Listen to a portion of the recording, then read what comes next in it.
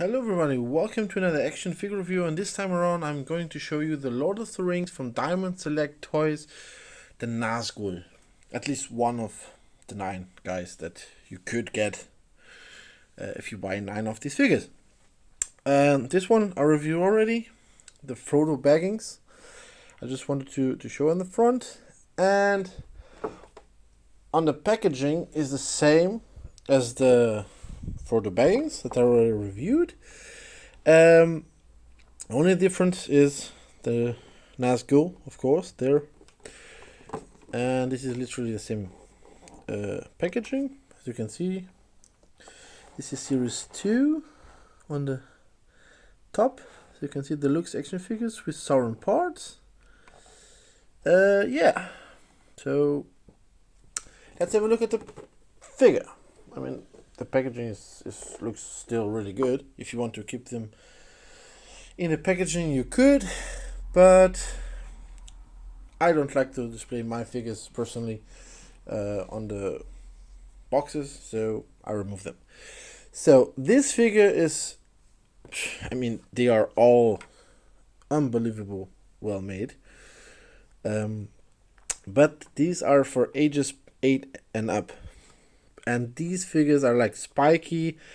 This does hurt, and they are really flimsy, so you could break them. So giving this to a child, I wouldn't recommend that much. So yeah, this guy comes with tons of accessories. A sword, a dagger, like you could put the sword, like the dagger inside there. And there is another sword. See. Let's have a look at the accessories first. So the unfortunate thing about these accessories, you cannot store them with the figure.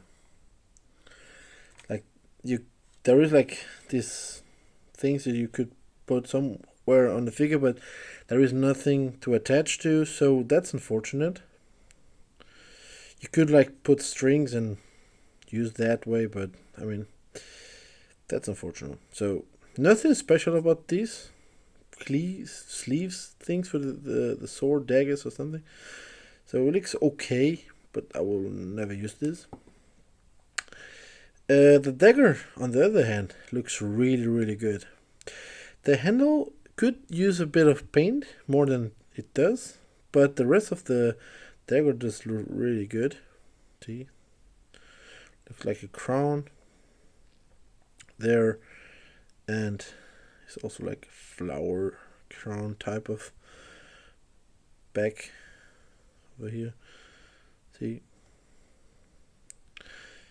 they did do a, I mean, it isn't quite a spoiler at this moment. I mean, the movies are quite old already, so they used a sword and use it to poke a hole on this guy, so he doesn't wear the ring on right now. So, but in the movie, he uses and this pokes him not with a dagger but with a sword. I think the reason why they gave us like a dagger, a sword, and another sword is because if you want to have like the all 9 Nazgul and the Witch King that they don't have, but the Nazgul, you could display them with different swords and you would have like some variety. So the same thing on this bigger piece, you cannot attach with on the figure, so that's also unfortunate, but you have at least this thing, so you could like lay on the back, or just if you use a string, you could, but I'm not going to do that. So on this sword, as you can see, this is not broken. This should look like this all the time. See there? There's like a cut under there, and there are some spikes on the handle there. This one looks really good. But as I said on the other review, I will repeat it again. These are really like spiky and they are flimsy, so you could break these like really easy. So there is a bit of paint on the handle, like between these parts, and there is this spike on the back. So this is one of the swords. This is one of the daggers, and I'm using the sword on the figures. I have to be careful removing that. So I really like this one better to display with this one. I mean, they are the same size. No, yeah, kind of. They are. See, yeah, it's a bit bigger, longer. So yeah, see the detail on this one is a bit more black paint.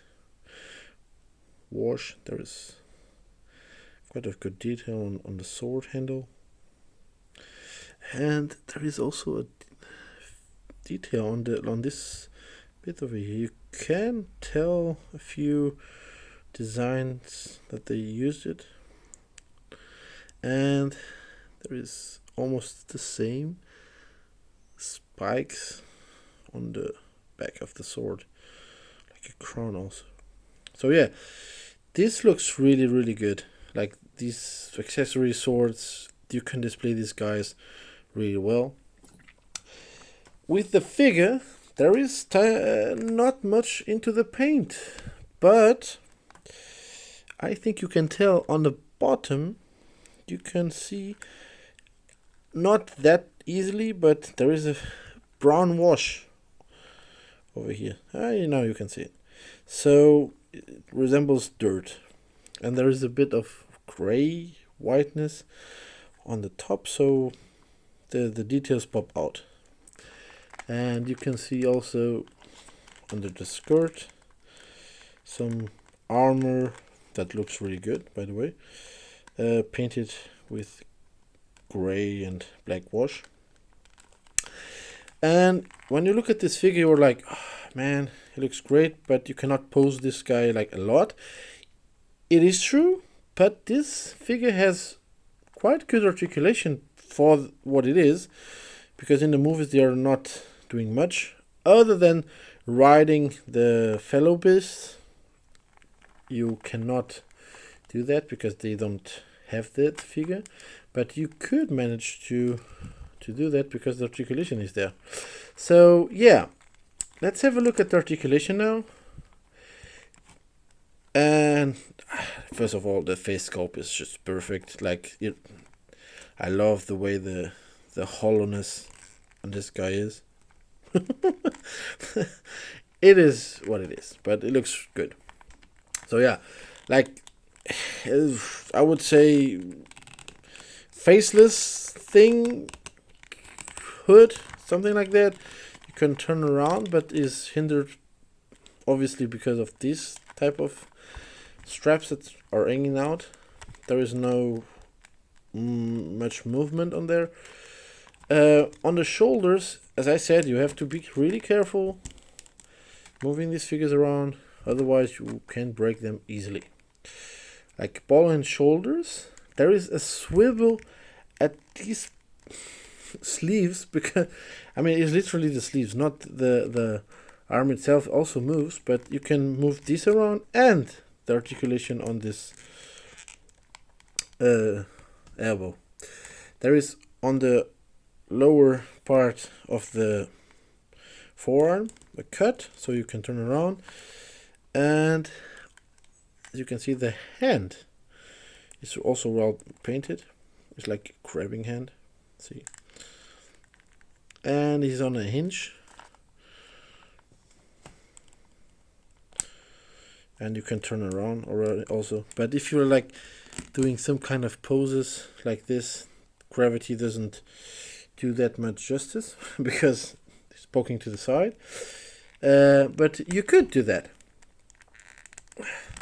Oh, see, there is a cut at the like on the upper waist belly, but there is almost literally nothing you can do. You could like go on the inside and then just turn around. Yes, you can. But there is no purpose on that really much. If you lift this up, You can see the articulation in the legs. Like this guy can kick forward like quite a lot. It will look funny with the ropes, but you could. There is a cut above the knee. The armor looks amazing. Look at that. There is double hinge knees. This looks really like giving a knee to someone who would kill already. And there is like a ball hinge feet with a rocket movement there, like side to side. So you could display this guy quite well. The other question is, how do you want to display him? Is up to you. I'm not doing much other than like just looking menacing, and just a comparison. See, this is Sauron. Build a figure that you can build, so you can see how big this guy is, like literally towering over this one. And these guys were in the movie like huge. So if you compare like Frodo Baggins. So yeah, looks like a child. Let's have a size comparison. Many of you guys know Marvel Legends, so you can tell the height difference. So this is King T'Challa, so you can have a look how big size difference is. There is, let's have a look with the Star Wars figures, the 3¾ inch, so about the leg size, and a NECA figure. There is a NECA figure from Michael Myers. So Michael Myers is a bit taller than the Nazgul. So yeah, I just wanted to show you the difference between these figures, so you have an idea on the size comparison. Yeah, so with this figure, he came with a lower torso. I mean, he came with this board. So yeah, yeah. I mean, I talked about everything. This figure looks amazing. There is nothing much that I can tell on the negative side. You could do this, you could do that, and blah blah blah. But I mean, on the hand, you just are going to put the figure like that on display, and that's it. So yeah, I hope you enjoyed this review. If you want to ask me any question, please leave a comment below.